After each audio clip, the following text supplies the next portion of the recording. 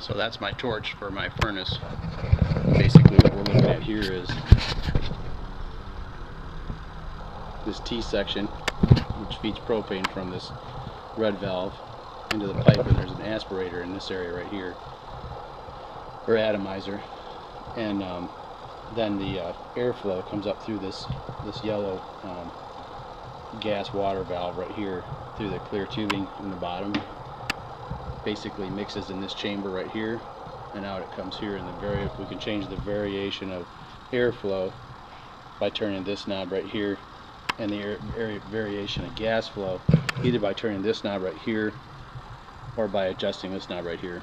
Right now I'm using this, not using this knob, because there's a leak right here in this brass fitting.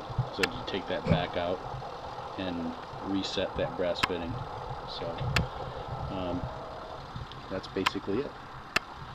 And the whole thing basically feeds straight off propane without a regulator, because it's a low pressure gas. And that's how my system works. So basically spark it off with a rag or with a piece of wood, or or a match.